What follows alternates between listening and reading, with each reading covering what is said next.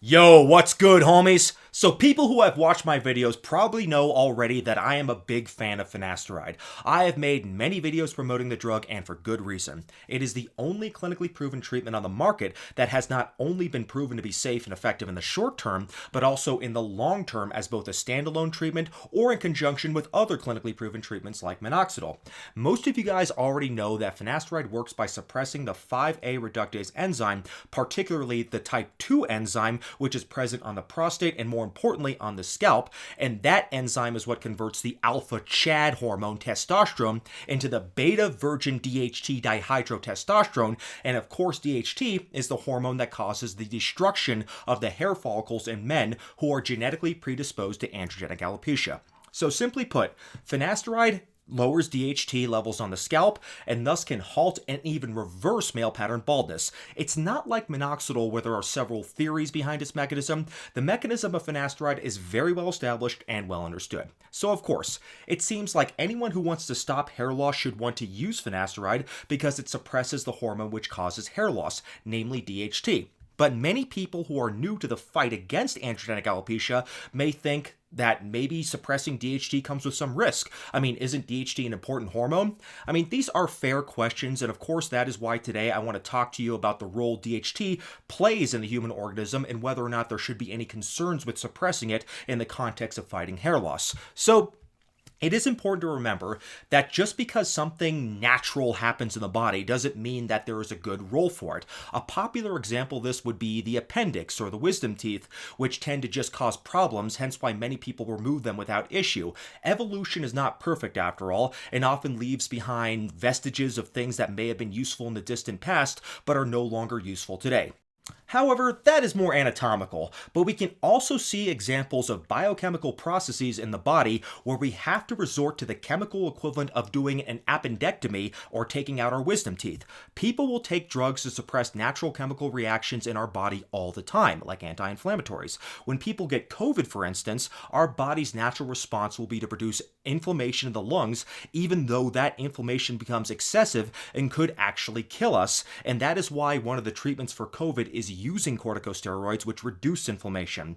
Also, there are diseases like rheumatoid arthritis, which, like androgenic alopecia, is pretty common, but what causes it is our body making antibodies against our joints, causing joint destruction without medical intervention. Now, of course, both antibodies and inflammation play important roles in the human body in some respects, but when facing the risk of certain diseases, they can be our worst enemy, and we need to fight them in order to avoid a negative outcome. Using drugs to suppress these chemical processes in the human body can prevent them from causing damage, but not at the expense of the benefits they cause, and you can kind of look at the suppression of DHT to fight hair loss in the same way. Just because DHT may possibly have some important functions in the human body doesn't mean that we shouldn't try to suppress it to fight hair loss, and just because we suppress DHT while fighting male pattern baldness doesn't mean we're going to suppress it to an extent where DHT cannot play any physiological role in the body at all. I mean, Finasteride haters present this false dichotomy to think that DHT suppression is basically an all or nothing game, when it really is much more nuanced than that. So, when I say things like DHT is a trash hormone, that shouldn't be interpreted as me saying that it has no role whatsoever or that it is unilaterally harmful. It does play an important role in fetal development and in adolescent maturation. The question, though, is what role it plays in adults, and it turns out that in that context, it pretty much just causes trouble, and not the fun kind of trouble. So first, let's take a look at the chemistry of DHT.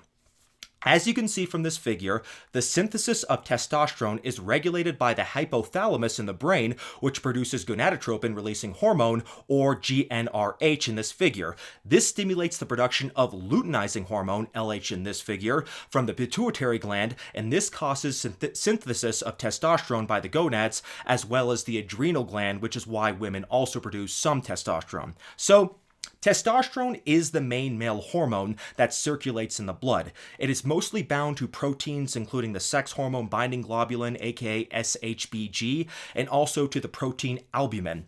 For effects on muscle strength, it is testosterone that interacts with the androgen receptor in the skeletal muscle to promote anabolism, which of course is muscle growth and also has effects on erectile function. However, in very specific tissues, namely the skin, the prostate, and you guessed it, the hair follicles on the scalp, scalp, testosterone is converted by the 5A reductase enzyme into the more potent metabolite DHT. If ever there were an argument which debunks intelligent design, this is it. Or maybe God is subscribed to Bald Cafe's channel or something, I don't know. Anyways, very little of this DHT gets out into the bloodstream. In fact, DHT levels in your average male are only about 1/10 the level of total testosterone. Very, very, very little. So outside of the scalp, prostate, and skin, where DHT is the most active, the rest of the circulating DHT in the body has very little effect on anything at all. It's testosterone that is the main androgen that affects the human body everywhere else and does all the good things that make us men, like making us strong, virile, and horny. Now, before I move on from this figure, though, I think it is important to mention that a small amount of testosterone is converted into estrogen via the aromatase enzyme, and it is normal and even important for men to have small amounts of estrogen for joint and cardiovascular health. Now, since using finasteride suppresses the 5A reductase enzyme, this means less testosterone gets converted into DHT, about 8 or 15% or so, which means more circulating testosterone in the human body, but this may also mean the potential for more aromatization into estrogen, which may explain why a very, very small percentage of people get certain side effects from finasteride like gynecomastia, water retention, and erectile dysfunction. This is why it is common for doctors to recommend titration adjustments, such as using the drug every other day, as well as using smaller doses like 0.5 milligrams or even 0.25 milligrams daily, or even every other day. People who are worried about side effects or think they may be more sensitive to aromatization should talk to their doctors about using smaller doses of finasteride. So keep in mind that side effects from finasteride aren't necessarily related to lower DHT, but can be related to the potential small increase in estrogen in certain individuals who are more sensitive to it. So let's go ahead and continue on our focus with DHT. We know that DHT has an important role in fetal development, and we mentioned it is important during puberty. But what about its role in adults? Well, its primary role is that it is the main androgen in the prostate, but that's not a good thing at all. The continued bombardment of DHT on the prostate leads to hypertrophy of the prostate and may also play a role in the development of prostate cancer, which is very common and of course potentially deadly. This is why finasteride was developed in the first place back in 1992 as the drug Proscar. For prostate enlargement, it is used at 5 milligrams per day, and it is very effective in shrinking the prostate, so taking a piss doesn't feel like taking the ring of power into Mordor. So as far as the prostate is concerned, once we are mature adults, DHT is purely bad news, and we definitely would be better without it. That is why 5A reductase inhibitors that suppress DHT on the prostate, like finasteride, dutasteride, are some of the most commonly prescribed drugs in the world. Nobody wants to struggle taking a piss, after all. The next place where DHT acts is on the skin, and this in particular is the type 1 isoenzyme, which finasteride doesn't block, but dutasteride does. It turns out that DHT, as well as testosterone and other androgenic substances like DHEA, which stands for dehydroepiandrosterone, which is a precursor to testosterone, all play a role in causing acne in adolescents and young adults, probably why it is more common in men than women. Of course, you can't really use 5A reductase inhibitors in young adolescents, and also there is not good evidence that dutasteride, despite suppressing the problem-causing type 1 5A isoenzyme, is particularly effective in stopping acne. There are fortunately topical anti-androgens designed for acne which have been shown to work, such as clascoterone, which will be soon sold under the brand name Winlevi sometime in 2021, and there's also a topical 5A reductase inhibitor called azelaic acid, which has been proven to be effective in the treatment of acne, but it hasn't been shown to be effective for androgenic alopecia, even though there have been some hair loss products sold containing it. But the point is that acne is yet another horrible thing DHT does to us that has absolutely no benefit whatsoever. Not only is acne cosmetically unappealing, but it can even maim us for life through scarring, which is irreversible unless we resort to surgery, which of course is very expensive and may not even be covered by insurance since it's considered cosmetic. So this is yet another reason in the long list of reasons to hate DHT. But of course, what DHT is most notorious for by far, and probably the reason why you're here, is its role in turning us into slapheads. The 5A reductase enzyme is found in high concentrations in the hair follicle, and it even seems to be in higher concentrations in people who have androgenic alopecia. So in those dying hair follicles, the dermal papilla cells, which are the cells that promote hair growth, are building up huge quantities of DHT, which are driving them to suicide. The way DHT destroys hair follicles is that it decreases IGF-1 levels on the scalp, and IGF-1 has a role in promoting microvascularization to the hair follicles. So if you decrease IGF-1, you get decreased blood supply to the hair follicles, resulting in miniaturization of the hairs and eventual scarring where the hair follicles get replaced by collagen deposits, aka scar tissue. This mechanism has sadly led to a misconception about stopping hair loss that scam artists have taken advantage of by making it seem like you can stop hair loss just by getting more blood flow to the scalp. It's not that simple though, or else anything that increases blood flow to the scalp would stop hair loss, like cardiovascular training or ACE inhibitors, which are used for high blood pressure. It's not effective to just increase blood flow to the scalp. The blood still needs to go the final mile from the blood vessels into the hair follicle, and that route is shut down by DHT, so the hair follicles are still being starved of oxygen no matter how much blood is going into the scalp, and that is why you can still see people who are the absolute pinnacle of cardiovascular health, such as professional endurance athletes, who are still completely bald. Now, the paradoxical thing about DHT is that it, along with testosterone, helps promote the growth of hair on other parts of the body, like the face, chest, pubic region, and of course, ass hair.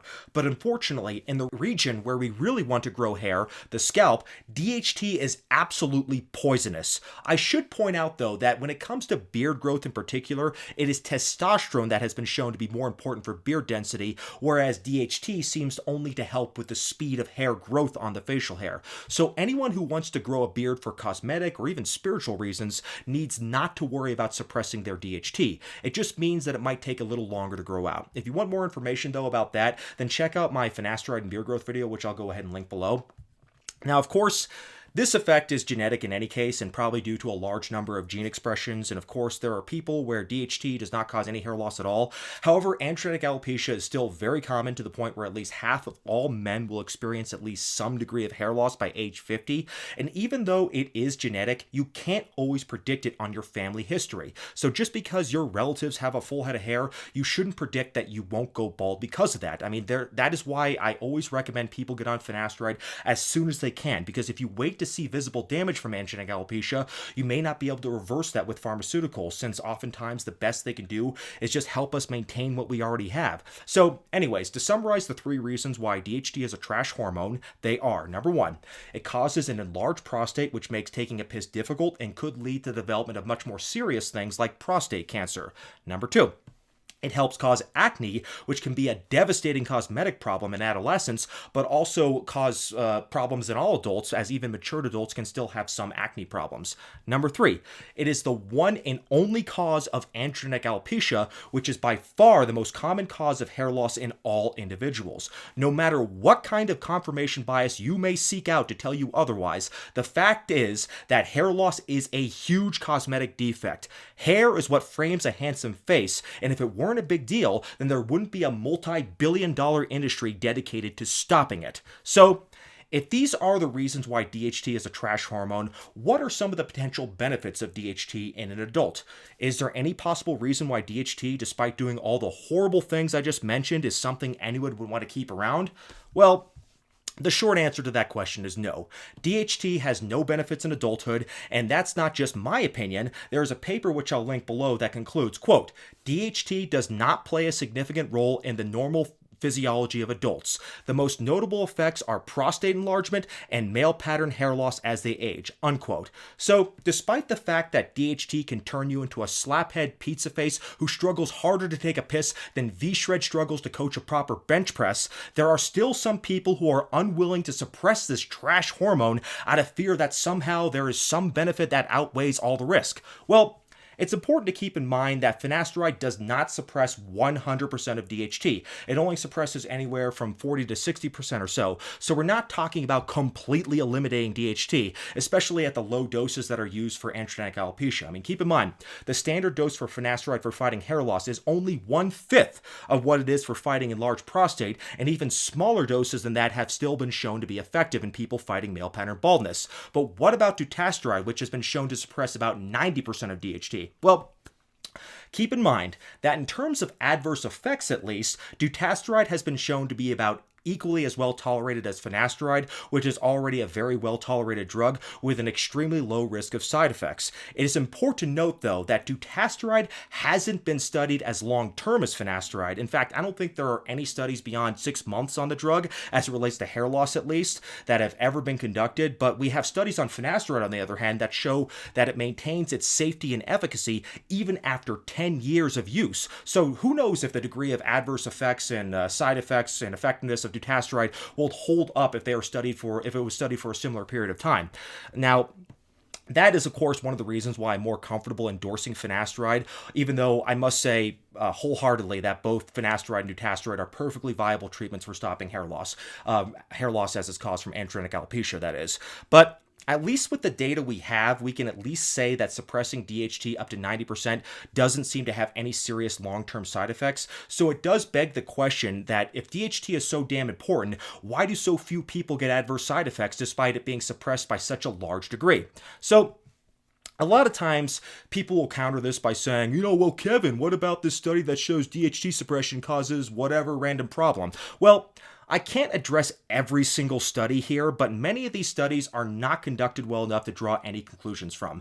Most of them are animal studies or they're in vitro studies that lack control groups, and many of them use extremely high doses of finasteride that you'd never be able to take. Like, for example, I saw one study that was linked to me, and it was a rodent study where they put the animals on 4.5 milligrams of finasteride per kilogram, which is an average human, which for an average human would be 4.5 times 70, since the average human is 70 kilograms, which would therefore equate to about 315 milligrams of finasteride per day, which is just absolutely ridiculous. Also, many of the studies are funded by the Post-finasteride Syndrome Foundation, which obviously is going to have an anti-finasteride bias since their long-term goal is litigation against Merck, the manufacturers of finasteride, so that they and their loser incel clients can use their sob stories to convince an ignorant jury to make them millionaires. Also, many of these studies aren't even looking at DHT as we know it. What they are looking at are DHT derivatives such as anadrol and masteron, which are both DHT derived. And it is true, there are many DHT derived steroids which are very powerful and effective. It can be used to build muscle and even treat anemia, but these are not the same types of DHT that our body produces naturally. I mean, not even close.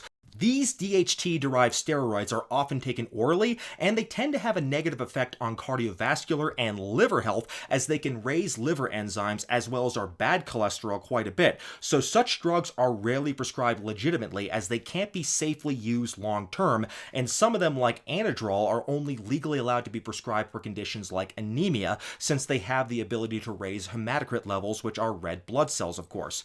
Even looking at studies of DHT in treatment of sexual dysfunction, it has been found that DHT plays only a very minor role in erectile function, much less important than testosterone. And in fact, in a study which I'll link below, testosterone replacement in men with low T had the same beneficial effects whether or not they were given dutasteride at the same time, suggesting that blocking DHT really has no significant effect in most people on sexual function. And of course, why would it? There's barely any circulating DHT in the body to begin with. Remember, DHT levels are only 1/10 of what testosterone levels are, and so long as your testosterone levels are normal, you will be able to function completely normally as a man. The few people who do get sexual side effects from 5-AR blockers have resolution upon cessation of therapy, and this has been proven clinically. And keep in mind, these people on testosterone replacement therapy were on TRT because they were hypogonadal and they were trying to get their testosterone back to baseline levels. They were not using testosterone the way, say, a bodybuilder would, for instance, as an ergogenic aid. So, what about the neurological issues with 5-A reductase inhibitors? Well, That is kind of a long story, and I did make a video talking about finasteride and depression, but the gist of it is that the 5A reductase enzyme has other roles besides converting testosterone into DHT. It also has a role in the genesis of neurally active steroids in the brain like allopregnanolone. So even though depression is a potential side effect, albeit a very rare potential side effect of finasteride, we still can't blame DHT specifically for that. Like with the other rare side effects though, these side can easily be mitigated through titration adjustments, and furthermore, it has been shown that side effects from finasteride usually go away with continued use, which is why doctors will often tell patients who are getting side effects from finasteride to just tough it out and give it a few months, and it will likely just go away on its own. Now, like I already mentioned, there are some studies looking at direct effect of DHT supplementation to reverse cognitive impairment in mice, and even though that might work for the Propecia Help crowd because their brains are about the same size as a mouse brain and their dicks are even smaller, fact is though, we have no human data to look at, and you can't jump to the conclusion that DHT helps prevent Alzheimer's disease, especially since the DHT levels in most people who develop the disease are already normal to begin with. Also, the idea of supplementing DHT comes with its own dangers beyond the already horrible things that DHT does to the body. High-dose DHT supplementation is known to cause loss of bone density and potentially fractures. So whether or not DHT supplementation will ever play a role in the treatment of Alzheimer's disease will have to be weighed against the risk of bone fractures in an elderly population that is already prone to have bone fractures to begin with. So I certainly wouldn't expect an FDA approval on that one anytime soon. So another thing I think is worth mentioning is why is it that only until recently we have been hearing about things that are allegedly linked to low DHT, like post-finasteride syndrome. I mean, I have talked a lot about post-finasteride syndrome on my channel, and I made 2 really big videos about this subject a couple of months ago explaining why it's a fictitious disease, and I'll go ahead and link those below. But again, I have to ask, how is it that post-finasteride syndrome seems like a relatively new phenomenon, even though there have been so many long-term users of finasteride out there, some dating back all the way to 1992 when the drug first hit the market. I mean, this may be hard for some of you young folks to believe, but the internet did in fact exist in the 1990s. There were even message boards and forums where people would have been able to discuss things like this. So where was all the controversy and outrage about finasteride back then? I mean, if finasteride were really so controversial, then why would the internet have even been needed for negative publicity to have spread about this drug when it was first released on the market to begin with? I mean, there have been plenty of drugs that were released long before the internet existed that have been taken off the market. And one of the most famous examples of a drug would be something like thalidomide, which was first used in the 1960s to treat morning sickness in pregnant women, and then it was found to be responsible for birth defects, which quickly led to the drug being taken off the market. Bad word of mouth spreads quickly when a drug is found to be dangerous. So why hasn't finasteride been taken off the market in spite of it being on the market for nearly 30 years already and having communities full of neck-bearded incel losers who claim the drug has ruin their life? The answer is because nobody takes these goddamn clowns seriously. Finasteride is never going to be taken off the market and has nothing to do with some big pharma conspiracy. I mean, if that were the case, then big pharma would never let any drug go off the market. It is because all the best evidence-based research on finasteride confirms that the drug is safe and effective. Finasteride haters are really some of the most selfish people on the planet. They think that just because they're either too scared to start finasteride or they've somehow convinced themselves that they can't use finasteride for whatever reason, that they have to cope with that by spreading as much fear and misinformation about the drug as they possibly can, because it isn't good enough that they've chosen not to use it. They want to make sure that as many people stay away from it as possible, and they tell people to just shave it, bro, because being bald looks cool, which is about the biggest lie told since size doesn't matter. Now, like I said already, I have debunked the whole post-finasteride thing many times over. People who continue to promote it are about as credible as QAnon conspiracy theorists or flat earthers, so I'm not going to go too deeply into that. But let me tell you guys, I do have the utmost respect for the hair loss community. I think stopping hair loss improves the lives of people, and I have always been a firm believer in the idea that you can't help others until you help yourself. So when people can better themselves and feel more confident about their identity, it will allow them to invest more emotional and mental energy into talents that will help them better the lives of those around them. So in that respect, I believe fighting hair loss makes us better people, not just for ourselves, but for those around us. However, I think many people have really taken for granted just how good they have it these days. I mean, we're living in an era where the overwhelming majority of people can solve all of their hair loss problems by just taking a simple pill every day or even every other day. 50 years ago, this would have been a dream for most people, something that most people would have expected to exist only in the realm of science fiction. But here we are today, living in a reality that hair loss sufferers of the past could only have dreamed of. I mean, is finasteride a perfect treatment? No. I mean, it's not going to turn a Norwood 7 into a Norwood 1, but we've definitely come a long way since the days Socrates suggested using pigeon droppings as a hair growth stimulant.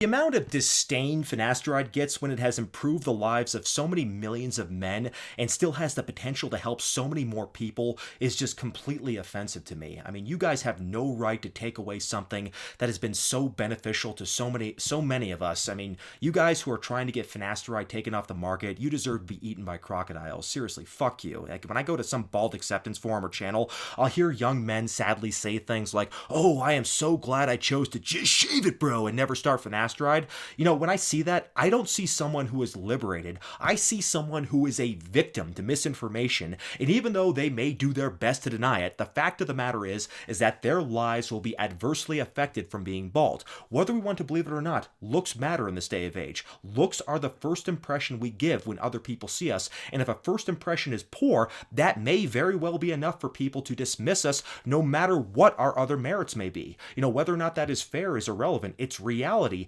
Hair is part of our identity, and there will never be a cosmetic substitute for it. So, alright guys, this has been a pretty long video, so, you know, I'm going to go ahead and wrap it up here, but, you know, thank you to everybody who sat through the whole thing, and I hope you all learned something, and with that, I think I'm going to go back to playing as a lesbian in Cyberpunk 2077. Peace out.